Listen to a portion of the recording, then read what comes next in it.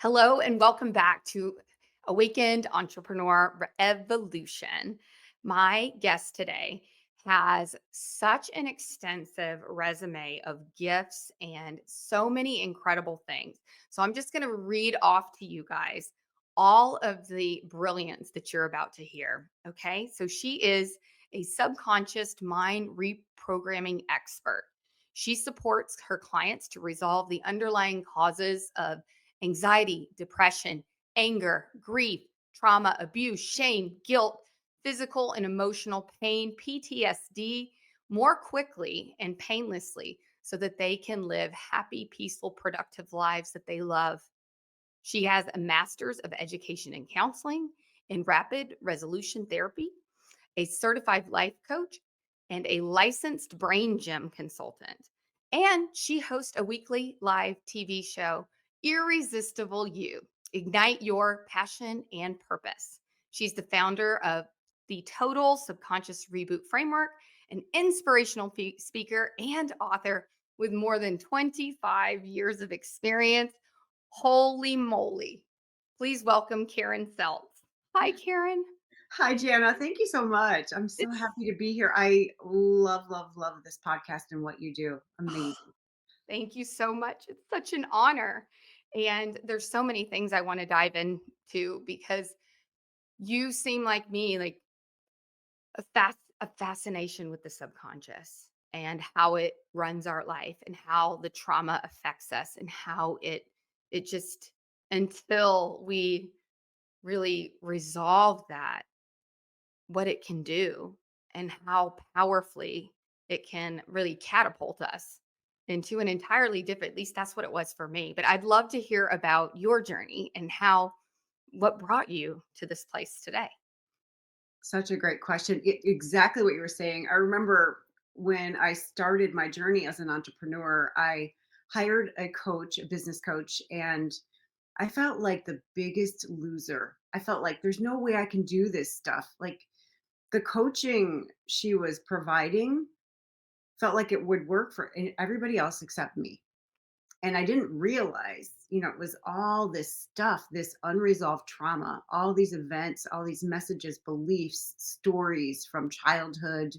And, they accumulate. It's like the snowball at the top of the hill becomes like a momentous thing. It's massive.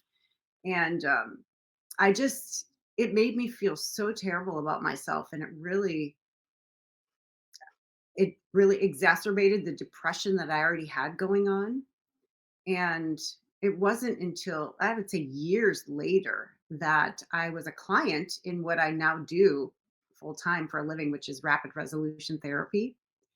And here's something funny. So I was in sales before I was an entrepreneur, and I could not pick up the phone to save my life. I could not make a cold call. And it wasn't until I did this that I realized that I grew up in a really chaotic household and I never knew when I was going to get hit. So I was Mhm. constantly reading people's faces like, okay, am I safe if I say this? And I would like bob and weave. And I would walk into places and say, hey, like face to face, I would do sales, like business to business, but I couldn't pick up the phone. So when I did this work, I realized I was afraid I was going to be physically hurt over the phone. Now, that's the kind of stuff that gets into our subconscious minds.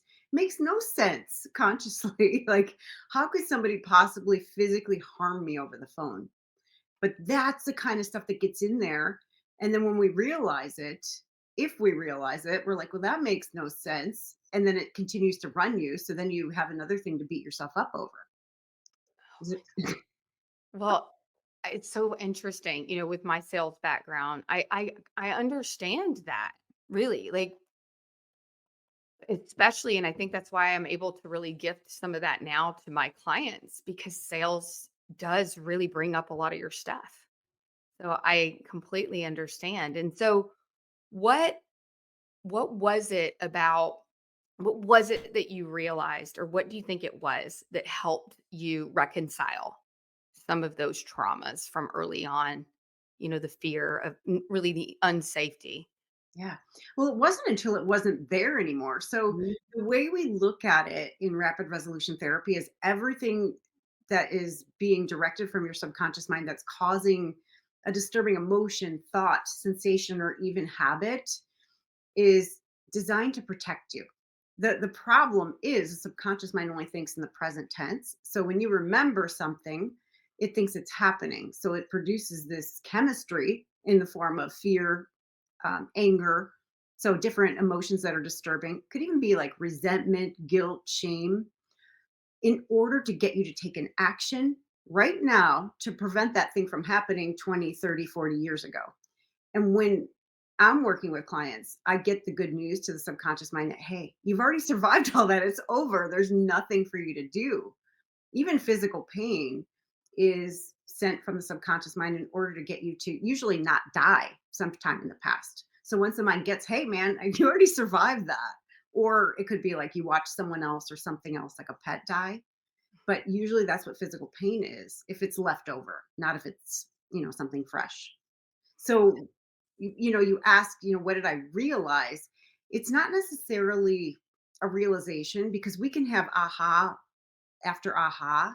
And in my experience, those become ammunition for the ego. Like, oh, here's another thing but aren't going to implement, you piece of crap. Right. Mm. I mean, at least that it was like a weapon for me. Every aha it felt so good in the moment. And then, next week I realized, oh, I'm still doing the same thing. And it's not your fault. It's the subconscious mind, as you know, Jana, is responsible for 95% of everything you think, feel, believe, and do, plus all the autonomic functions. So here's where really intelligent people get hung up. The subconscious mind doesn't respond to logic or reason or concepts. And most intelligent people are logical, they're reasonable, and they speak in generalities and concepts. So it's kind of like speaking Mandarin Chinese to this part of the mind that has no idea what you're talking about because it's as smart as a 4-year-old. So I give the example like, tell a 4-year-old, go be abundant. They look at you like you're insane. They're like, what the heck is that? But you say, okay, stand on one foot. They can do that. Touch your nose. They can do that. So Yes. really dumbing it down, so to speak, but getting really specific too with the subconscious mind. It understands specific action steps. So somebody says, I want to be abundant. How does an abundant person behave? So if you can break it down into behaviors, that the subconscious mind gets. I love that because, of course, again, in my profession with clients, it's the investing and the money and those pieces like create a lot of like, "Ooh, what should I charge?" and they can't afford it and all of these things. And so really helping them understand how they have to be abundant now and not attach it to a monetary value, right? And that they're invaluable, like beyond any sort of value in terms of what we think of as money. But like you said, like helping them see that and like actually integrate that are two different things. But once I can have somebody really fully invested in that, like in subconsciously, then the money, it just starts to come in. Like, can you explain, is there what is energetically happening there when people let go of this lack programming? And I would love to hear more about, like, how you even do it. Yeah. Well, one of the things, I think I told you is I'm super nerdy about quantum physics. Me too. Like Me I too. love it. Like I'm a big Dr. Joe Dispenza person. And Yes. um so energetically, like I'm doing a excuse me, a master class with a friend of mine.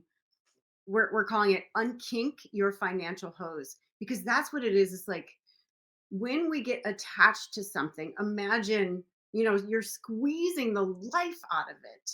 And here's what happens subconsciously. Anytime you make anything important, which, okay, I got to make this money or else I'm going to die, your subconscious mind automatically thinks anything important, like I got to hit this deadline or any I have to's. Just so watch your language. You can swear, but watch your language. I have to. So anytime you make something important, the subconscious mind attaches your survival to it, which automatically puts you in a stress response. You're going to start getting ready to run really fast to outrun the perceived threat, which is never there pretty much in this society. Or you might get angry, which would cause your jaw to get really strong so you can bite someone really hard. Now, when's the last time you outran a wolf? Like, we don't do that, right? Like, I had to outrun my older brothers growing up, but but now, it's just not useful. So fear, when entrepreneurs, for example, say, "Oh, I really get to increase my online presence and I want to start doing reels." And then they have their phone, they're like, what do I say?" And they get that glaze, right? Fear causes all of the resources to leave your prefrontal cortex, which means you're going to be blank.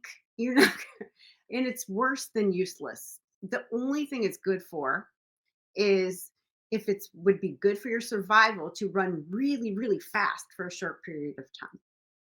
Yes, because it all goes out of here and into our muscles so that we can do what we need to do to get away. It's so funny. I was just having this conversation, like just an hour ago about the fact that the fear has run amok. That's what I said because it's bored. It's like the helicopter mom. Like, what can I do here? How can I be of service? And it's like, don't. How about that? Because we don't need you. We Yeah. don't need you. Not yes, if I'm gonna walk off a cliff or into oncoming traffic, please, I want you on board, but I don't need you when I'm going on stage, right? Or Exactly. But it again, fear is coming from the subconscious mind. It has a very positive intention for you. It wants to make sure you're going to survive. So there's lots of things I can say about this. One is it doesn't respond to logic, right? So you could say, "I'm only going on stage, I'm not going to die."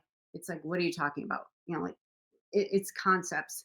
So one thing that I can do with clients, you could do with clients, is to actually lean into the fear. Because again, anytime you go out of your way to avoid something, your subconscious mind makes up that thing must be really dangerous and potentially fatal, or else why would she be avoiding it? Mhm. So it's like leaning into the fear.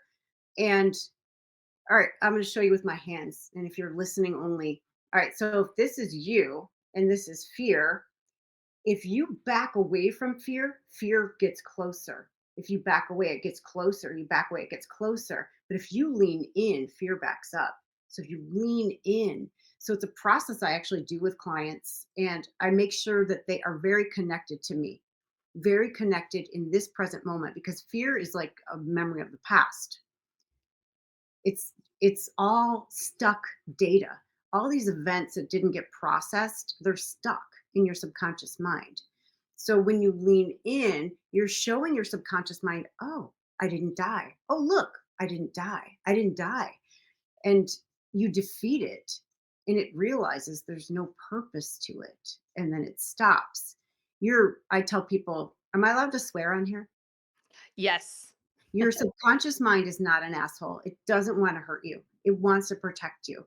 So it's not causing fear and pain and anger in order to harm you or make your life miserable. It doesn't care if you're miserable. It cares if you're alive. Number one directive is always survival.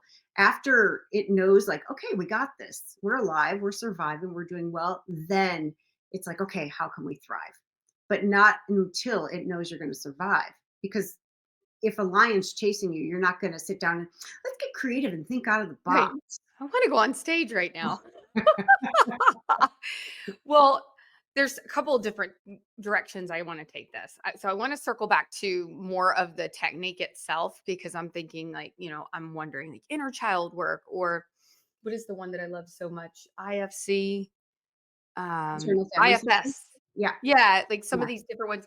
And then, but what I wanted to also note from you is is fear and ego the same thing? Mm. All right. So that's more of a spiritual question. Um, so I mean, certainly fear is similar. Like if you're an ego mind, if you're thinking with the ego mind, you're going to experience fear. the biggest thing you will experience is separation, and separation from God, source, whoever, your highest self, from everyone else, where you perceive yourself as a separate body, a separate individual. And I don't believe in separation. I believe, we individuate in order to share our gifts and to have an experience, right? To have this human experience, we signed up for it. But for me, like that part, if you're talking ego, the quickest way for me to shift it is to just close my eyes, put my hand on my heart, start breathing in and out through the heart. And I will say like some kind of prayer, like, God, remind me of the truth of who I am, or Mm. I accept the love of God, or my father and I are one. Like one of those things, like something that grounds me back to the truth that is true always. Not I am a woman, I am a mother, like none of that is the truth about me. It's just right now in this moment, yep, I'm those things, but it's not my identity. I heard something from Ram Dass just this morning, and he said, breathe through the nostrils in your heart. And I was like, oh, full body chills. Cause that was just like, it just, like sometimes those words are just like together. It's just magical. And I'd never heard that before. So I thought I would share. No, that's so delicious. I Isn't love it that. delicious? And so I'm like definitely taking and using that one because what you said is exactly what I tell people to do when they're on those calls, right? It's like Mm, I say my mantra is I'm pure source consciousness, having a human experience and just like letting that wash over me, that's and it helps like you just said, like reconnect me with the actual truth and out it snaps me out of the illusion. But it takes practice. it definitely does. I want to share with you, if I could, like one of Yes. the things that really supports me in speaking is really connecting. Like I was telling Jana, like when I do my TV show, I don't prepare a topic. I just close my eyes and I pray. And I say this, get me out of the way and speak through me. How can I best serve? And then I get in touch with, if I could serve one person, what would I want them to feel? What do I want them to know about whatever, like themselves, about life, about the truth? What do I want them to feel when they hear me? And that's how I serve. And then it's not about me. I'm focused out. And that is the easiest way to get rid of the self-focus, because if you're nervous, who are you thinking about? Not your audience, not serving someone else. You're thinking about, oh, do I look stupid? Last night I did my show and I'm like hormonal, and I pitted out my shirt. It was like complete. I had like this satiny orange and it was like so pitted. And I'm like, I went back and I watched. I'm like, "What, do my armpits show?" I'm like, I told my daughter, I'm like, this is so embarrassing. We're all about being authentic, but then like pitting out is not ideal. Well, women of a certain age, certain, sweaty things start happening. Yes, I know. The sad thing is, and little known fact, audience, like that's always been an issue for me. Like I remember even since high school, it's like I'm a sweater. And I don't mean the clothing. And so I can't even imagine what it's gonna be like. Maybe 2 wrongs make a right, and I'll just be chilling. I don't know, but Well, here's what I know. I will not wear anything satiny and light colored to my TED talk. yes. Yeah, you can just call me. It's like, "Jana, what are the best things to wear?" And I'm like, "Do you have black? Let's start there." You Oh know? no, not black. I No. know, I know, because you wanna wear all these vibrant, beautiful colors. But yeah, that was my go-to for a long time because I just didn't wanna have to worry about it. You know what I mean? Oh And yeah. it's interesting, like everything else, here's the kicker, because it was such an obsession. I've never talked about this like, publicly, You're but whatever. welcome. I don't care. Thanks, Karen. So, um, but it's like when I finally made a lot more peace with it, it stopped. Like I don't have it as much as I used to. Like, I don't even think about it going on stage, and, I mean, not that long ago, like, it would be I won't go into deep, but it was an issue. You know Yeah, what I mean? And so it's interesting how things evolve and change, and I do believe, like, leaning in, I think I just got to the point where it's like, "I'm human, and this is just it," you know? And then it kind of stopped being an issue. It's I the same love thing that. happened with obsessing about working out and eating Mhm. perfectly all the time. It's like I don't do I'm still very healthy, I'm still very active. Maybe you can speak to this with what you know to be true about the subconscious, because I just leaned in and was like, I'm just going to like let myself off this crazy town hook a little bit. And then all of a sudden things just kind of felt like it wasn't as hard, and I've never really worried about it ever since. And I'm still the same size and I'm happy. What Well, is one that? thing, like, consciously, what I'm hearing is, like, a degree of acceptance and surrender, Yeah. and, all right, so here's the thing, anytime time you focus on something or make it important, there goes the stress hormones, there goes cortisol, which is Mhm. gonna cause you to gain weight or hold on to weight just to make sure you can survive the famine, right? Mhm. So, here's the other thing, when we are in a stress response, meaning fight, flight, or freeze, your mind doesn't know the difference. Remember, it's really about as smart as a 4-year-old. It doesn't know the difference between a lion chasing you and somebody saying they didn't like your sweater. It produces the same amount of chemistry in the body initially, so you can outrun that person that didn't like your sweater because that's really useful. But when that happens, or when you have a lot of these issues, these events that are unresolved, and by unresolved, I mean the mind hasn't fully processed them. Dr. Joe Dispenza says a memory without an emotional charge is wisdom. So if you think about anything that ever happened and you think, oh, that shouldn't have happened, I wish that wouldn't have happened, you feel anger, frustration, resentment, shame, guilt. That means it hasn't been processed. It's essentially a data glitch. There's nothing wrong with you. It's not a moral thing.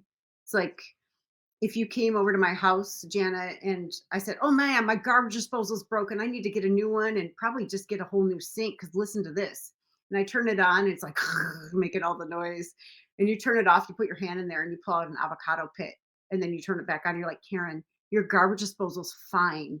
You just had a glop, an avocado pit, right?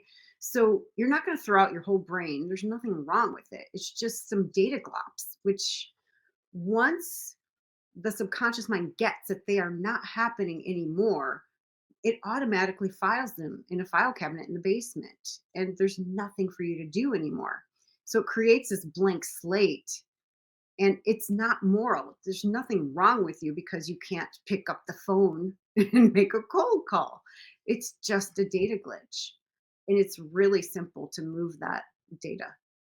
I love that, and I love that especially for the audience of people here that are like, "I'm just so not fill in the blank. I'm so not, of course, with what I do, I'm so not a salesperson, or I'm so not somebody that wants to be on camera. I'm so not." So where does I have so many questions. I hope you don't mind if we go a little longer than normal. No, it's great. I Um, love it. so where does the person, like, intrinsically, like, we'll just say the garbage disposal, like, there's different garbage disposals, like, some are louder without the pit, some, you know what I mean? So, like, where does that part of the person, like the introvert, extrovert, or some of the qualities end and the trauma begin? Does Yeah. that does that Yeah. make sense? So it's not until you resolve the trauma that you really get a good idea, a good clear idea of who you really are at your Oh my god. core. Because the way we look at it is like, say you have this big glass tube in front of you that's clear. At the bottom, say the bottom 3 or 4 inches, we call that red sand. So this is all the things that get into your subconscious mind, which is all you are until you're 7 or 8. You don't have a conscious mind online yet. So I'm a good girl. Mommy loves me if I pick up my room. If I eat all my food, daddy gives me a that a girl. And, when I get good grades in school and I sit in my chair and don't make any noise and only have the right answer, I'm a good girl. If I raise my hand and have the wrong answer, oh, bad girl, or I get that disappointed look. So, all that we consider to be red sand. Everything on top of that is blue sand. It could be completely go against this red sand, like um, everything you learn after that goes on top. It doesn't matter how much, and you could have like 20 feet of blue sand, you're still filtering through the context of that red sand. So that's where things like imposter syndrome come from. And I can speak to that more if you want me to, because it gets in there at a really young age. And it might not make sense to you consciously, but that doesn't mean you can shift it.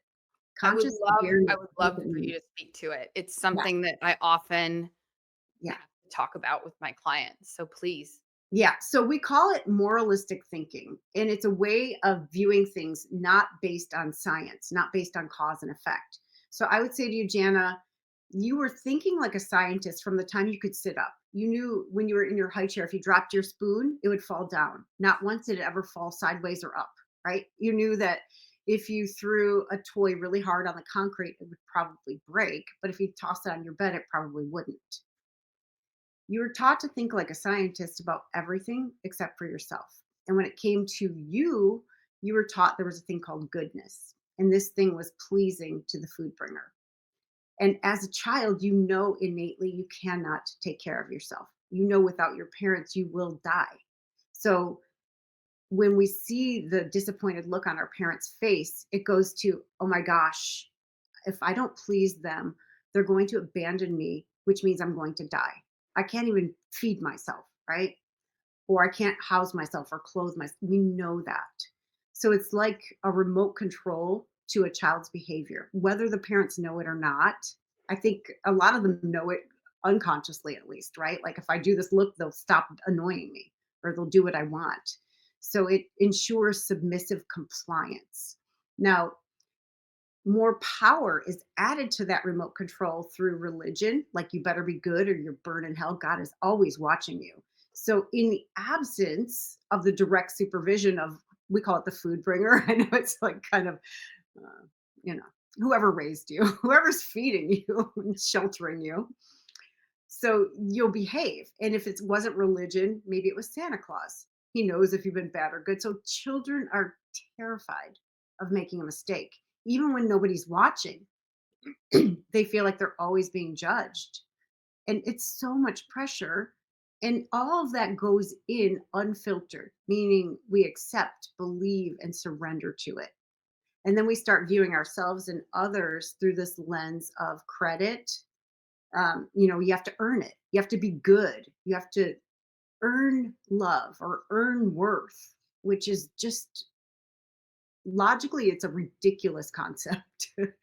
um, Blame, like, everybody's always looking, who did this? Who broke that? Right? Pride, I'm so proud of you. Again, meaning you just earned some love. And shame, I'm so ashamed of you. How could you do that? And we view ourselves and other people through this lens, and it really skews things. Like, oh, he's a bad guy. He cheated on his girlfriend. She's a slut.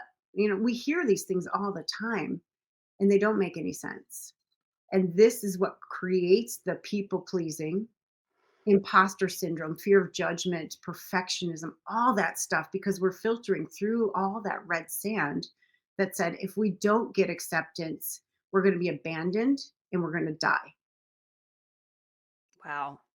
That's everything you shared there is so powerful. I'm like taking notes because I'm like, this is so good. I just love the way you broke that down, Yeah. because it's so powerful.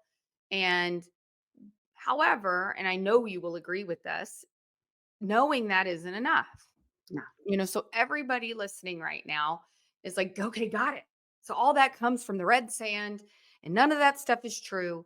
So what is it that you do with because we talked before the show, like I'm familiar with RTT. I did that way back when and I actually enjoyed it, but it's different. Yes. just because they're the same, like have similar acronyms doesn't mean they have anything to do with each other. So, what is it that is it like inner child work? Like, what is it that you're doing to that Nope. red sand? I don't know how long, I don't know if that's like the longest question in the world, but No, it's great. I love to. So what we ask people to do is look for differences between what we do and what any other modality does. So I'm just going to compare it right now to therapy. So people come to me for the same reasons they would go to a therapist. And I say to them, when you went to therapy, what was your therapist's intention for you? And people look at me like, what are you, what? They didn't have an intention. So, number one, I start with an intention and I start with a generalized intention until people start talking. And then I develop a very specific intention where I want to see them, how I want to see their brain responding to incoming data, how I want it to be with the data that's already there. I want it to know that all of that stuff that you've ever experienced is over and done. There's no purpose for any disturbing emotion based on any of this old stuff. Now, if you put your hand on a stove, I want you to pull it off. That pain is healthy because it's in the moment, right? It's protecting you. But if you put your hand on a stove when you were 4, I don't want you to re-experience that. That's useless. It's worse than useless. Produces a bunch of chemistry that sucks energy from you. So what we do in rapid resolution therapy, RRT, is multi-level communication. So if you go for hypnosis, for example, they might say, "Oh, you're feeling very sleepy." And you might be like, "No, I'm not." So I want to make sense to your conscious mind, number one. Then, once your conscious mind is on board, if someone's analytical, I might bore the hell out of them, like, and give them no payoff for paying attention. What I'm To get their conscious mind out of the way. So it's not something their conscious mind would disagree with, but they're like trying really hard to pay attention. Like, although you might not be conscious of your breath, you might, the moment you become conscious of it, you're no longer unconscious. And it's just like this ridiculous language that gets the conscious mind like, okay, she's making no sense, but I can't disagree with it, but it's really hard to pay attention to. So it checks out. And then I get to work in the unconscious. And Mhm. really, it's sometimes there's lots of different ways of doing it. So I'm not going to go into that, but essentially, it's getting the good news to the subconscious mind that that stuff's over. And once it gets it, like I like to do a lot of events at once. So I have people do a brain scan of anything that's taking up space, anything that's still running under the surface. So I don't know if you're old enough, but there used to be these really old computers. They were big and they would get really hot. And if you had a lot of programs running at once, they would overheat and shut down. Well, that's the subconscious mind. When all that stuff is running, you might not be aware that it's running, but you might feel tired. You might feel agitated. It sucks so much energy.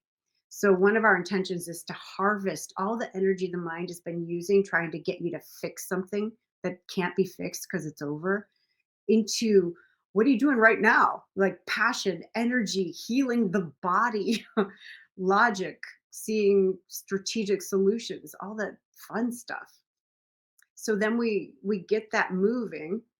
Once this stuff is, put in the file cabinet in the basement, usually I do that in the first session. Then I start working on, okay, where do you want to go? Like closer to, the idealized version of you, and we get the mind updated to that.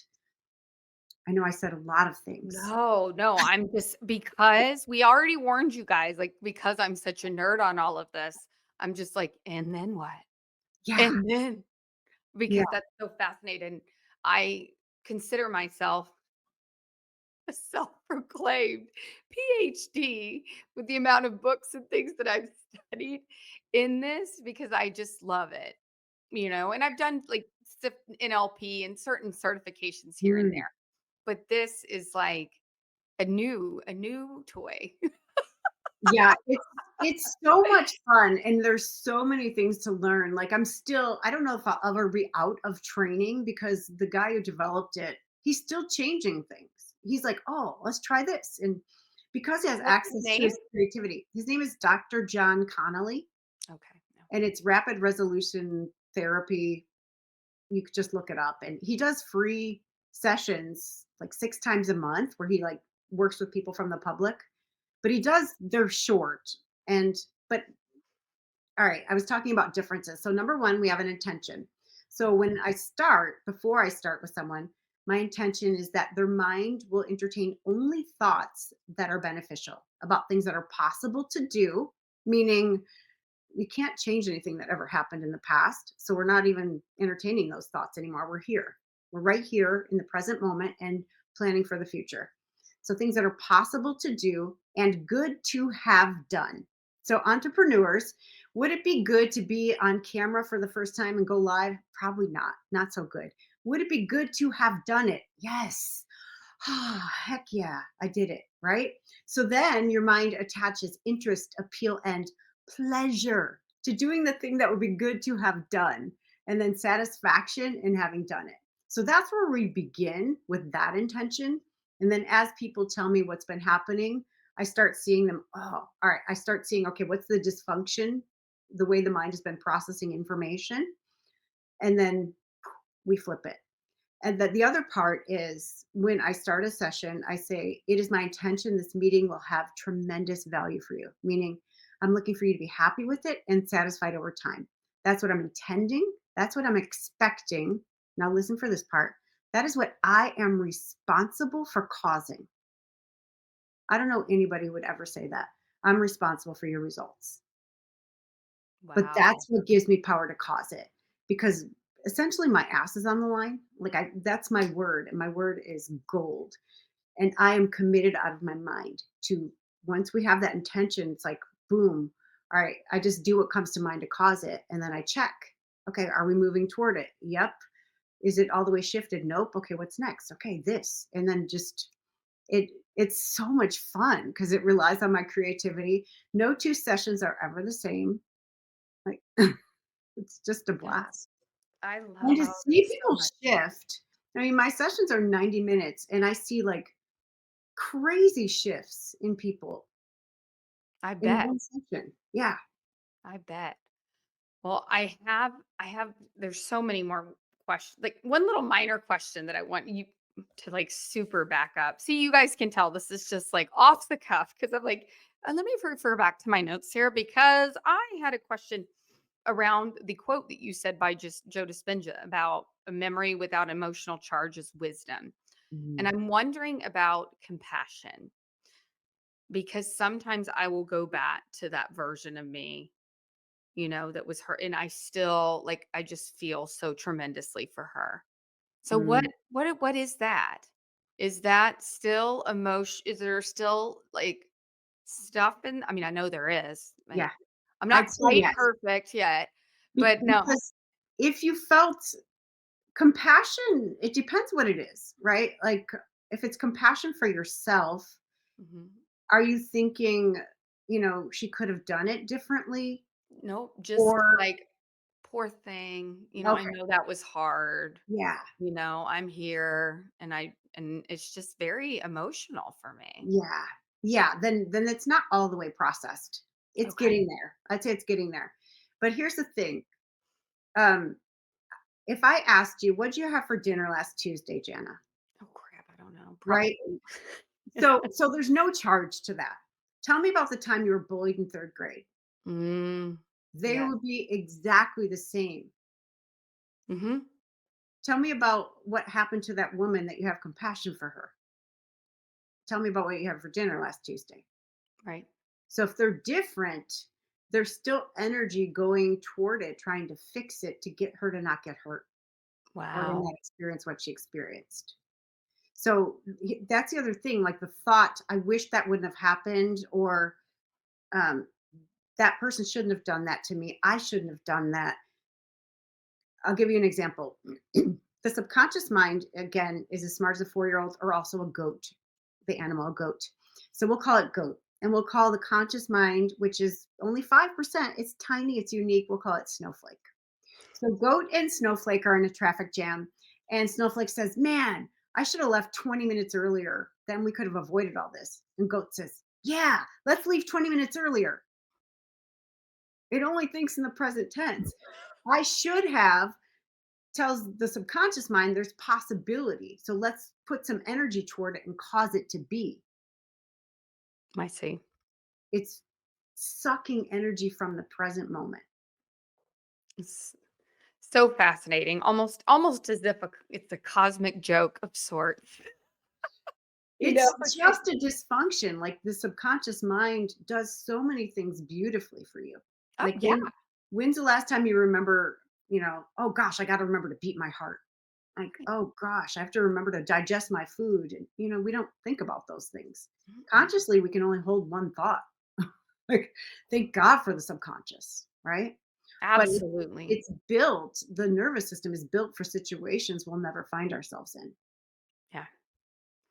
Well, I could talk about this forever, but I do have one last question as like the awakened entrepreneur evolution podcast, and that is this notion of building your business. I mean, obviously, knowing what you know, we see all of the bro stuff out there and the, hustle culture and I know you've built a successful business. And I mean, is there any words of wisdom that you could offer the audience around, that it is possible? Like you don't have to do it in the way that everybody says you do and all of those things, because I know a lot of my clients come just frustrated because they have this beautiful gift to give. Beautiful. I mean, I work with the most incredible people. And yet, I think it's almost as if the general public just can't even understand or wrap their head around what they do, to the point where it's like, I can't fit you in a box. And so I don't know what. So anyway, I'll just leave it at that. Like anything you could offer them. Yeah, I can share several things around that. Like one is, my like what I do, for example, it is unbelievable. The results that I get, people have nothing to compare it to, and it seems like hocus pocus. And people say what you do is magic, and I'm like, it is. It's absolutely magic, but it's scientifically based, and it makes so much sense. So when I let go of like just trying to prove that I was doing something of value.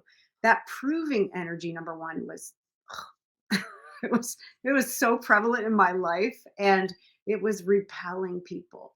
The moment I was trying to prove, they felt it like they were trying to be I was trying to sell to them, right?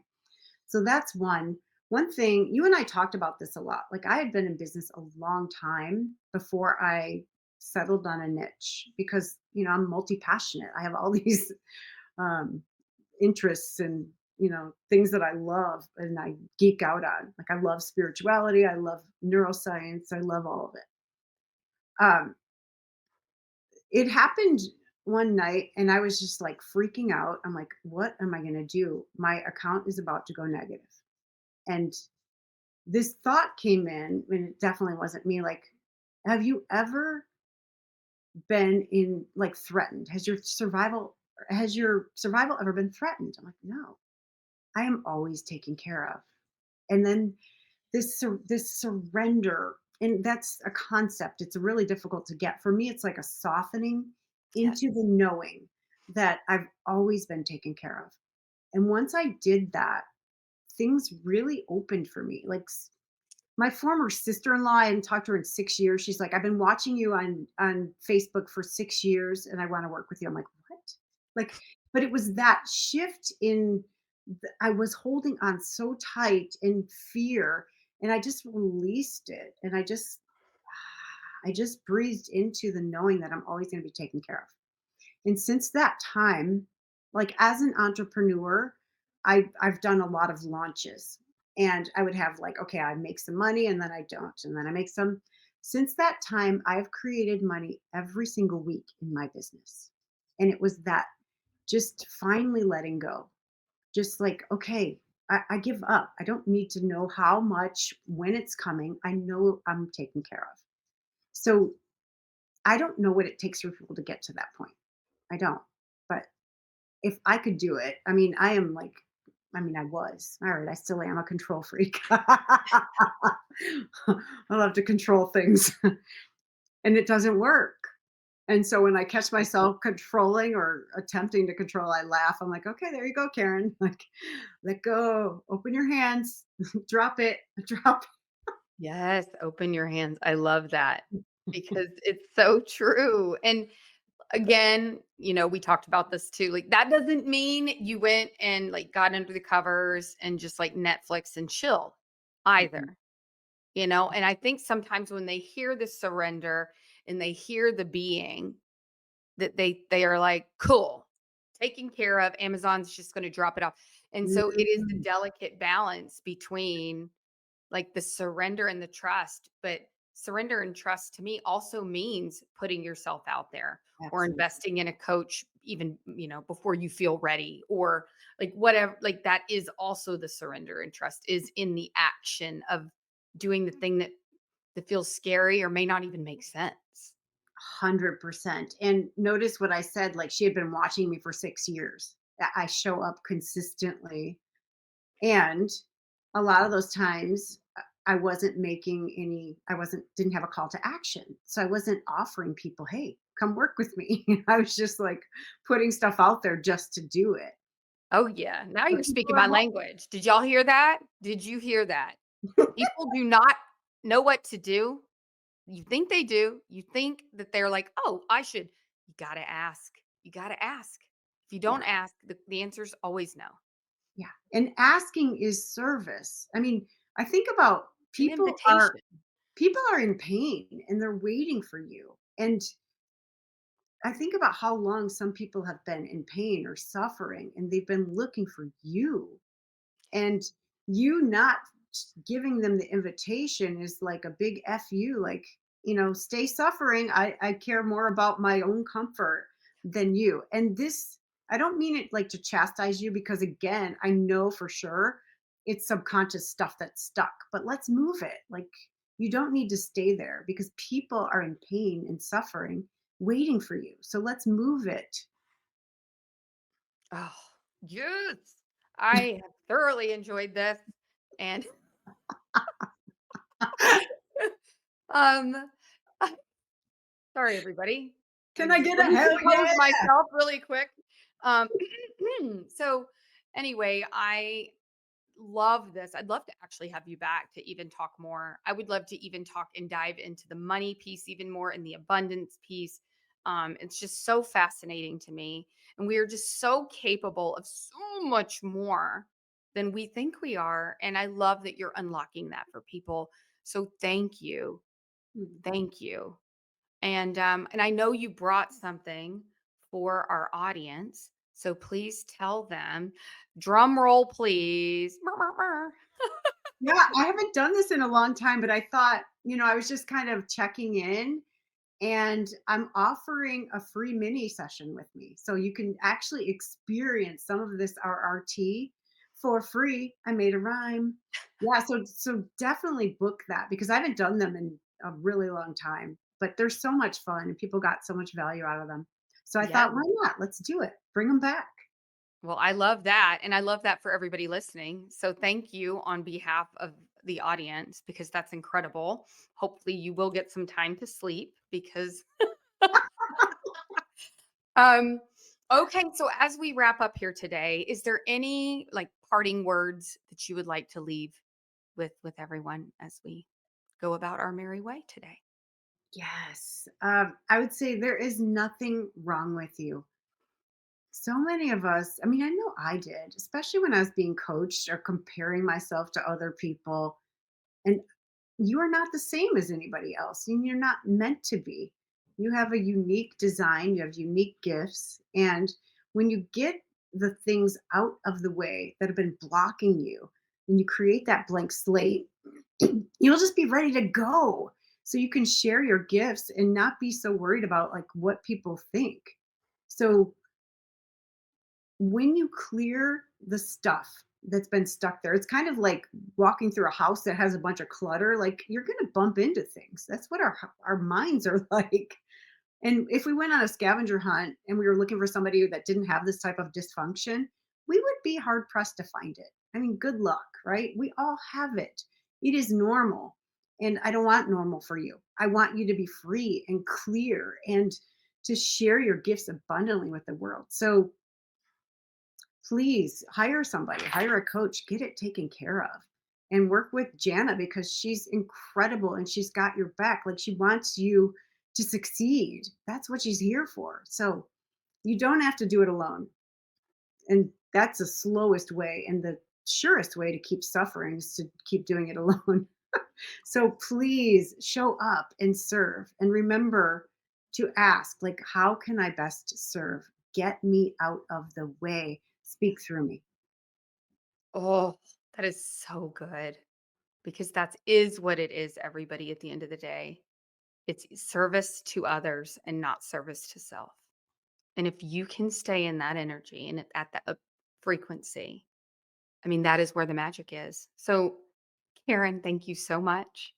And I can't wait to continue this conversation. Oh, thank you, Jana. This has been a blast. I love that you're like so much like me. I know. So Thank you, great. everybody. Thank you, everybody, for watching and listening. It's been amazing. Yes. Thanks, everybody. And we'll see you next time. Bye for now. Bye.